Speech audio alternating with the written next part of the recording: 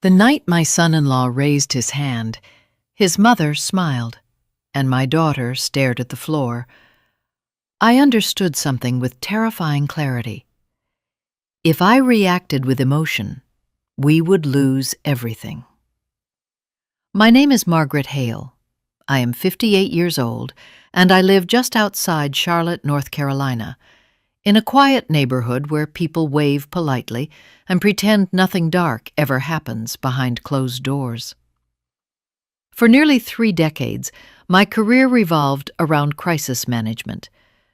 I was the woman companies called when reputations were on fire, when scandals threatened to destroy everything they had built.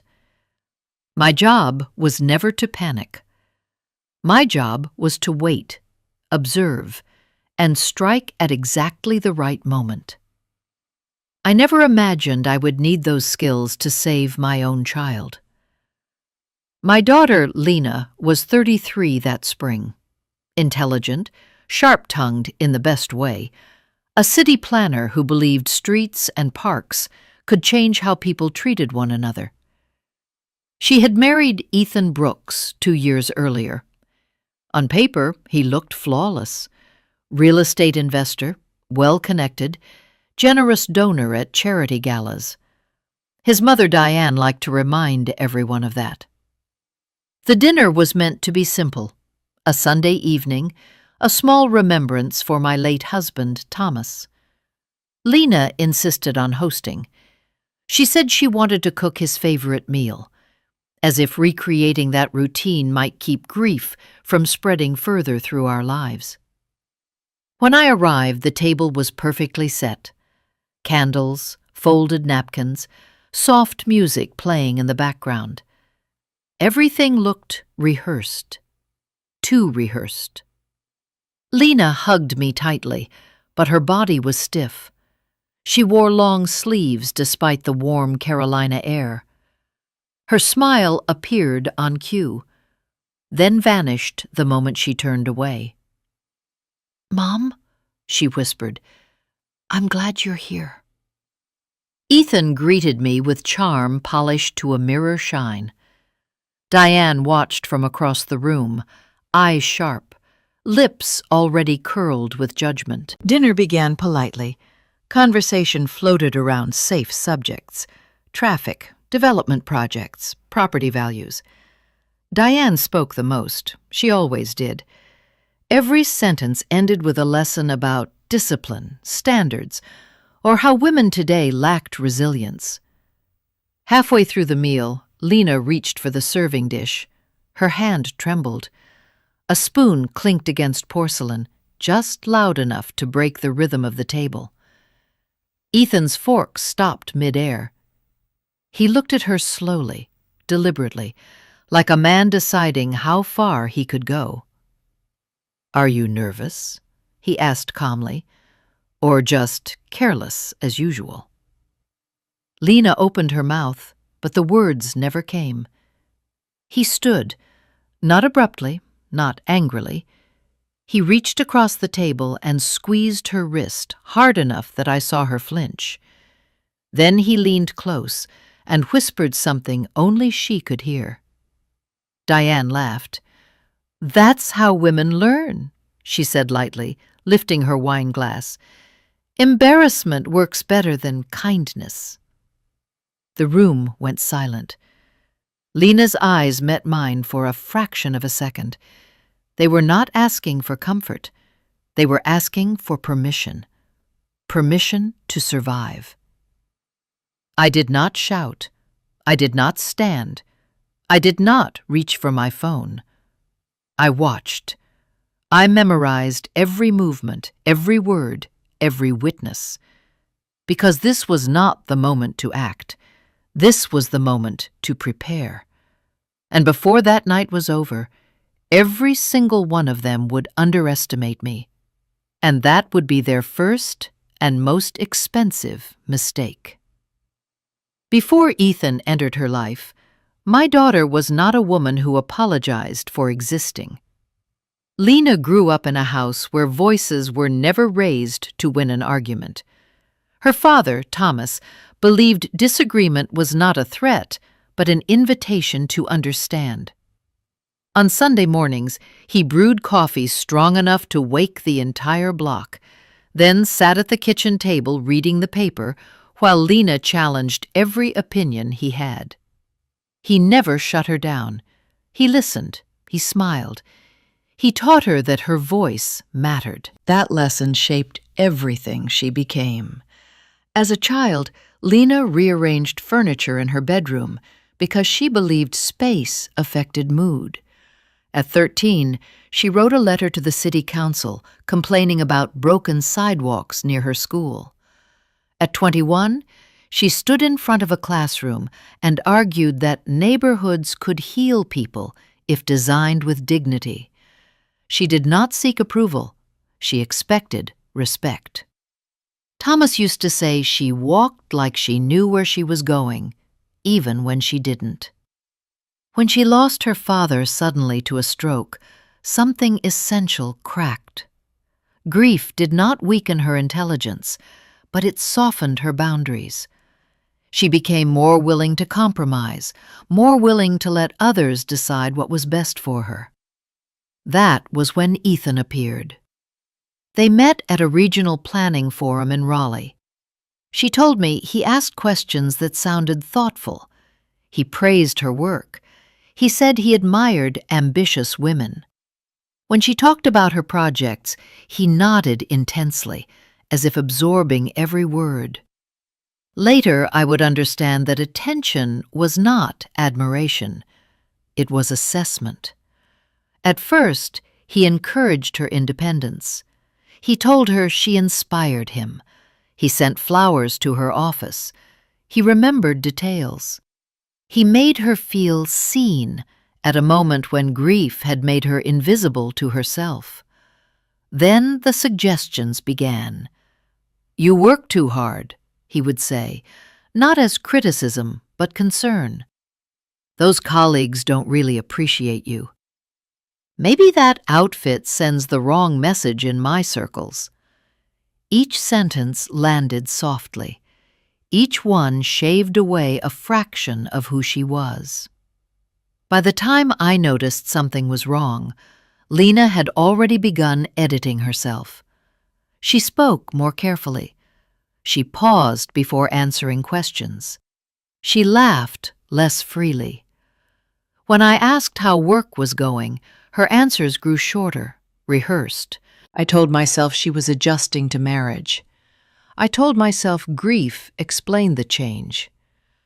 I told myself that being a protective mother meant trusting my adult daughter to make her own choices. I was wrong. What I didn't understand then was that control does not announce itself as a threat.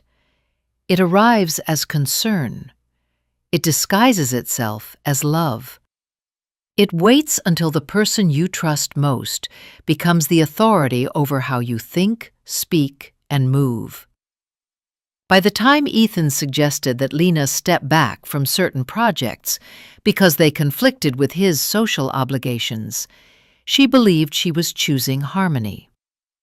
By the time Diane began commenting on Lena's posture, her tone, her usefulness as a wife, Lena believed endurance was maturity. And by the time I saw my daughter lower her eyes at the dinner table, I understood something I had missed for far too long. The woman sitting in front of me was still my daughter, but she had been shrinking herself to survive, and no one shrinks without being pushed. Control does not begin with shouting. It does not begin with bruises. It begins quietly, almost politely, the way fog creeps in without warning until you can no longer see where you started. After the wedding, Lena stopped calling me on her drive home from work. Those calls had once been our ritual, 10 minutes of laughter, complaints, small victories. When I asked why, she said evenings were busy now. Ethan preferred quiet after work. He needed peace. Peace was his word for silence. At first, it sounded reasonable. Marriage required compromise, didn't it? Two lives merging, two schedules adjusting. I told myself this was normal. I told myself not to interfere. Then I noticed how she dressed when she visited me. Softer colors, longer sleeves, no bold jewelry. When I asked about the change, she shrugged and smiled. Ethan liked things more understated. It was better for his image. Image. That word came up often. He spoke about image when he asked her not to attend certain networking events without him. He spoke about image when he suggested she decline a leadership role because it might attract the wrong attention. He spoke about image when he reminded her that powerful men preferred wives who knew when to step back. Every limitation came wrapped as advice. Every restriction was framed as protection. Diane reinforced it constantly.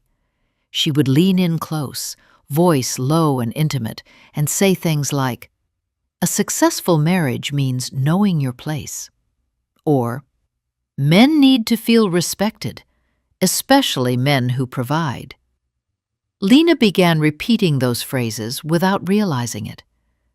I heard Diane's voice coming out of my daughter's mouth, softened, rationalized, made reasonable. When I pushed gently, asked if she was happy, Lena hesitated before answering. Not long, just long enough. "Of course I am, Mom. I'm just tired." But tired does not hollow out a person's eyes. Tired does not erase their laughter. The real shift came when Lena stopped disagreeing. She used to argue for sport. Now, when Ethan contradicted her, she nodded. When Diane criticized her cooking, she apologized. When decisions were made about their home, their schedule, their future, Lena deferred. One night, I asked her directly if she felt safe. She looked startled, then amused, then defensive, all in the space of a breath. "Why would you ask that? Ethan would never hurt me." She said it quickly, like a rehearsed line. I recognized it then. That tone. I had heard it before, in conference rooms filled with executives protecting toxic leaders, in crisis calls where employees defended the very people destroying them. It was the voice of someone who had learned that resistance carried consequences.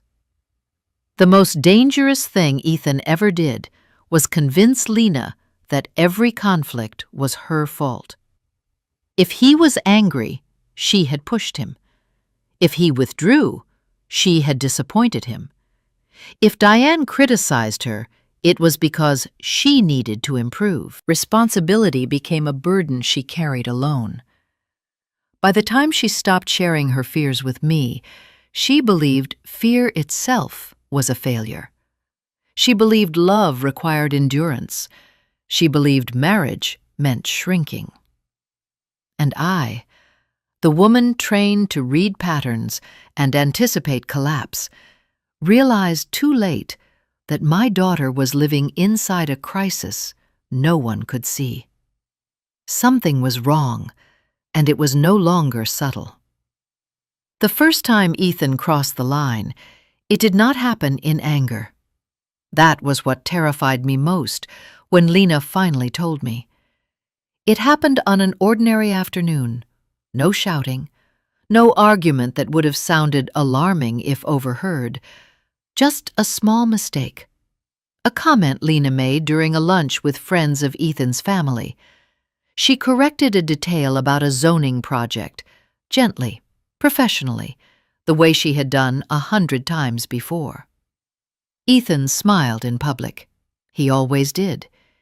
In the car afterward, he did not raise his voice.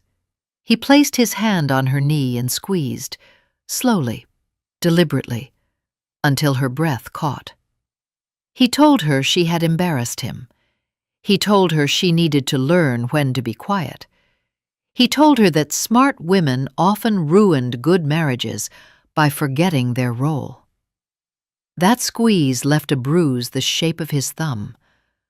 When Lena showed it to Diane later that week, trembling, unsure whether she was asking for help or permission to leave, Diane did not look surprised. Instead, she nodded. "That is how men establish order," she said calmly. "You should be grateful he is correcting you early. My generation learned these lessons without complaining." She told Lena to wear longer skirts, to stop correcting him in public, to stop challenging authority. She showed her how to apply concealer so the mark would not show. Yellow first, then foundation, then powder. She spoke as if teaching a recipe. That was the moment I realized this was not a family problem. It was a system. After that, the incidents escalated in careful increments. A shove disguised as urgency, a door slammed too close, a hand gripping her arm when she tried to walk away, always followed by remorse, gifts, apologies, promises. Ethan cried convincingly. He spoke about stress, about pressure, about how much he loved her. Diane reinforced the cycle. She framed endurance as loyalty, pain as growth, silence as wisdom. Lena hid the marks well. Long sleeves, strategic makeup, excuses about clumsiness. She stopped coming to my house unannounced. She stopped changing clothes in front of me. She stopped letting me see her fully. I noticed the way she flinched when voices rose, the way she scanned rooms before speaking, the way she asked permission for things she once decided without hesitation. One afternoon, I caught her staring at her phone, tears rolling silently down her face. When I asked what was wrong, she said nothing. When I pressed, she whispered, "I just need to be better." That sentence broke something in me. No woman decides she needs to be smaller unless someone has convinced her that her existence is a problem. The night of the dinner, when Ethan tightened his grip on her wrist and Diane laughed, I saw the entire structure clearly for the first time.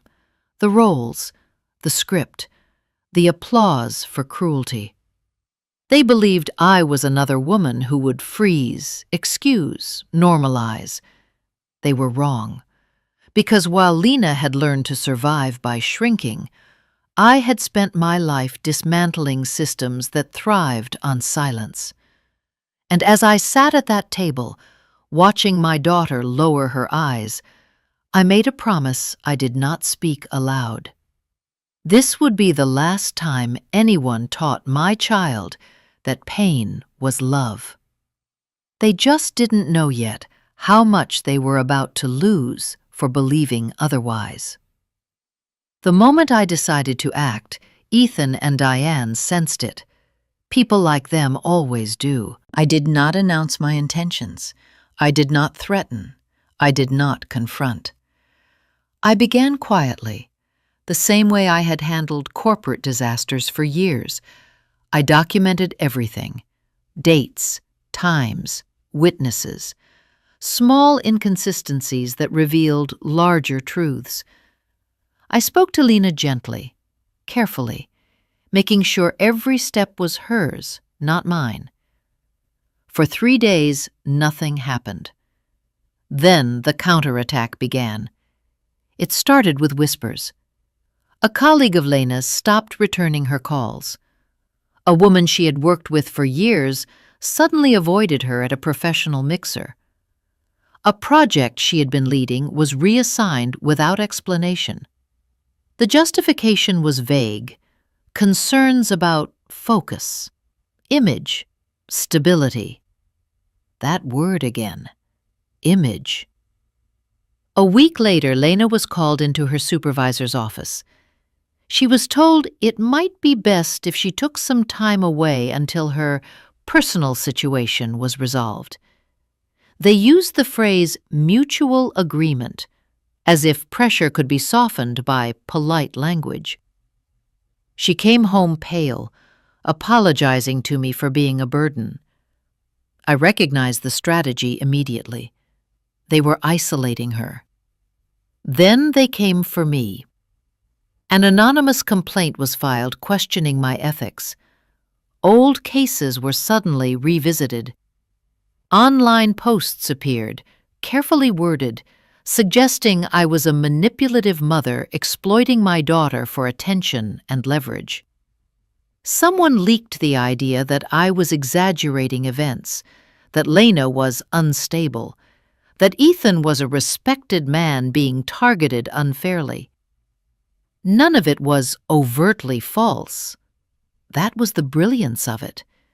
They twisted truths just enough to poison perception. Diane's social circle went to work. Charity boards, private luncheons, phone calls made behind closed doors. The narrative spread quietly but efficiently. Lena was difficult, emotional, influenced. I was overbearing, vindictive, obsessed with control. I had seen this tactic before. Destroy credibility so facts no longer matter. Lena felt it immediately. She stopped checking her email. She stopped answering messages. She asked me one night if maybe we should slow down, wait, give Ethan another chance. That was when I knew how close we were to losing her again. Because fear does not just live in bruises. It lives in exhaustion. She was tired of defending herself, tired of being watched, tired of explaining, tired of fighting people who smiled while cutting her down. I sat across from her at the kitchen table and held her hands, noticing how cold they were. "If you go back," I said calmly, "this will stop for a while." She looked up at me, eyes glassy, desperate for reassurance. "And then," I continued, "it will get worse, because they will know they can break you." She didn't argue. She just cried. That night, I lay awake realizing something sobering. Ethan and Diane were not trying to win legally. They were trying to outlast us, to strip Lena of her confidence, to make me question my own strength, to turn truth into noise until silence felt safer.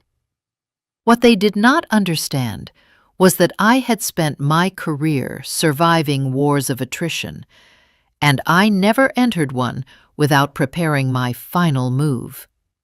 Because when people attack you where it hurts most, they reveal exactly what they are afraid of losing.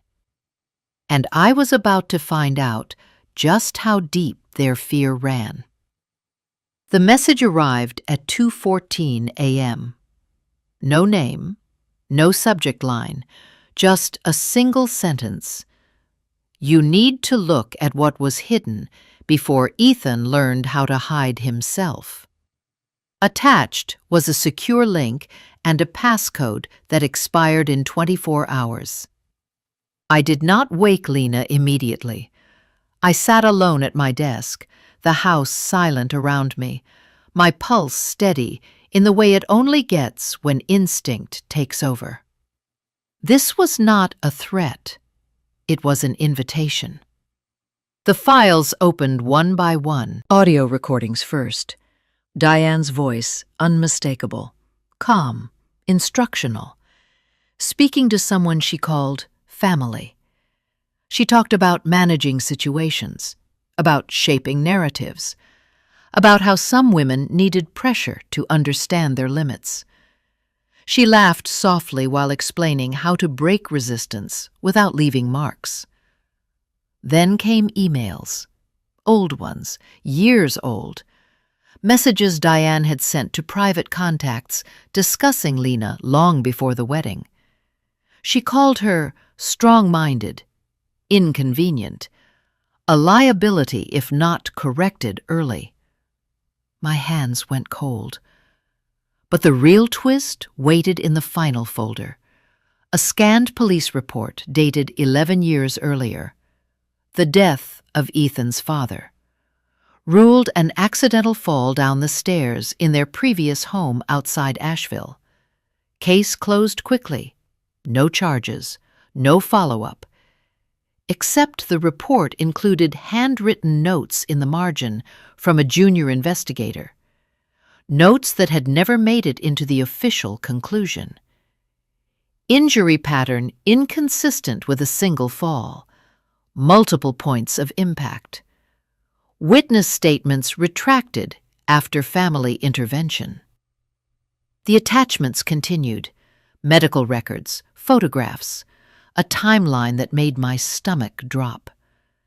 Ethan had grown up in a house where violence was normalized, where silence was enforced, where power was absolute.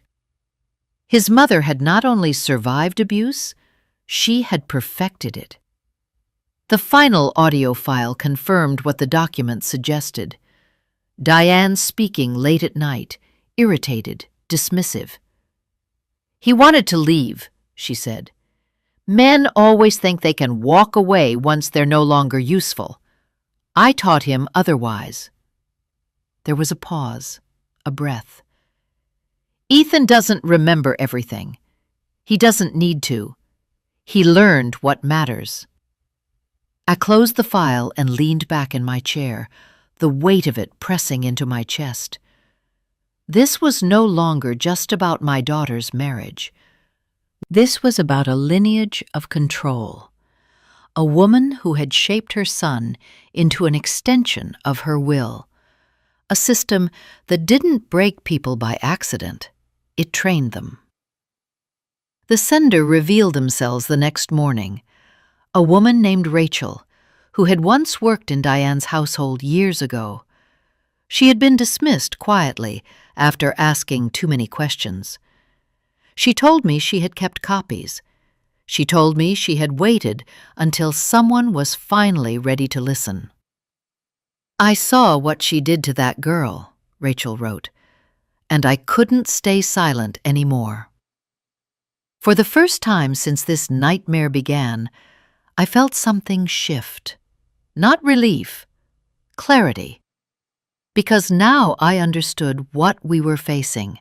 Not an abusive man who lost control, but a legacy designed to destroy anyone who threatened it. And now that we had proof, real proof, the rules of the game were about to change. They believed they were untouchable. They were wrong. They had left a trail, and I was done walking around it. Next, I would walk straight through it. Lena asked to see Ethan the morning after I told her everything, not out of hope, not out of fear, out of resolve. "I need to look at him," she said quietly, "and hear my own voice again." We met in a visitation room that smelled like disinfectant and old paper, the kind of place where power disappears quickly. Ethan walked in thinner than I remembered, his confidence stripped down to something brittle. When he saw Lena, his face softened with relief. He mistook her presence for forgiveness. He was wrong. She did not sit immediately. She stood across from him, hands steady, posture straight, the woman she had once been returning to her body. "I didn't come here to negotiate," she said. "I came to tell you the truth." Ethan began to speak, but she raised her hand. He stopped. That alone told me everything. He had never learned to listen to her until he no longer had a choice. "You taught me to doubt my instincts," she continued. "You convinced me that love meant obedience. You let your mother erase me piece by piece, and when I resisted, you punished me for it." He shook his head, eyes wet. He blamed stress. He blamed his upbringing. He blamed love that was too intense to control. Lena did not flinch. "I know what your mother did," she said. "To your father, to you, to me." The room went still. "She didn't just raise you," Lena continued. "She programmed you. And instead of breaking the cycle, you chose to become it." Ethan's shoulders collapsed. For a moment, I saw the child beneath the cruelty, the boy who had learned that survival meant compliance. But empathy did not change responsibility. "I am filing for divorce," Lena said. "I am reclaiming my name, my work, my life, and you will never have access to me again." He reached across the table instinctively. The guard intervened. "I loved you," Ethan whispered. "No," Lena replied calmly. "You needed control. Love does not require permission to exist." She stood. He begged, he cried, he promised change. But promises without accountability are just another form of manipulation. When Lena turned and walked out, something broke in the room. Not loudly, not dramatically, but completely. The spell was gone. Within 48 hours, the recordings and documents were in the hands of investigators. Charges escalated. Restraining orders were enforced. Ethan violated one in a moment of panic and was arrested again. The carefully curated image collapsed under the weight of evidence. Diane tried to intervene, tried to bargain, tried to intimidate. It didn't work, because systems built on silence collapse when confronted with truth spoken clearly. Lena did not look back, and for the first time since this began, I saw her breathe freely. The cage had never been locked. It had only been believed. And belief, once broken, never regains its power. 5 years have passed since that dinner in Charlotte. The night's silence became a weapon and then a shield. Lena lives downtown now, in a small apartment filled with light. Nothing extravagant, no heavy furniture, no locked doors. The windows stay open whenever the weather allows, as if air itself is part of her healing. She works for a regional planning nonprofit, designing public spaces for communities that have been overlooked for too long. The work is quieter than her old job, less prestigious on paper, but it gives her something she never had before: peace. She laughs again, not carefully, not quietly, fully. She runs in the mornings. She cooks because she wants to, not because someone expects it. She chooses her clothes without asking an invisible jury for approval. These details may seem small, but anyone who has lived under control knows they are victories. She is seeing someone, slowly, on her terms. A man who asks questions and listens to the answers. A man who does not confuse love with possession. When she told me that the first time he raised his voice in frustration, he stopped immediately and apologized without being asked, I knew she was safe. Not because he was perfect, but because he was aware. As for me, I wrote this story because I promised myself I would not let it disappear into polite silence. Not for Lena, not for the women who reached out afterward, saying they recognized themselves in her hesitation, in her exhaustion, in her doubt. Not for the mothers who wrote to say they were afraid to ask the questions that mattered most. Ethan is no longer part of our lives. His mother is no longer the shadow behind him. The system that protected them did not fall all at once, but it cracked enough for light to enter. Sometimes justice is not loud. Sometimes it simply removes the power to harm again. What survived was not vengeance. What survived was truth. And truth has a way of rearranging everything it touches. Before I end, I want to leave you with 5 lessons this story taught us. First, abuse rarely starts with violence. It starts with control, dressed as concern. Second, silence can be fear, but it can also be strategy when used wisely. Third, power protects abusers only until truth is documented and spoken clearly. Fourth, leaving may cost you comfort, reputation, and stability, but staying may cost you your life. Fifth, healing does not mean forgetting. It means choosing yourself again and again. If this story resonated with you, you are not alone. What lesson did you take from this story, and what city are you watching from? If you believe stories like this matter, like, share, and comment below. Your voice might be the one that helps someone else say no more.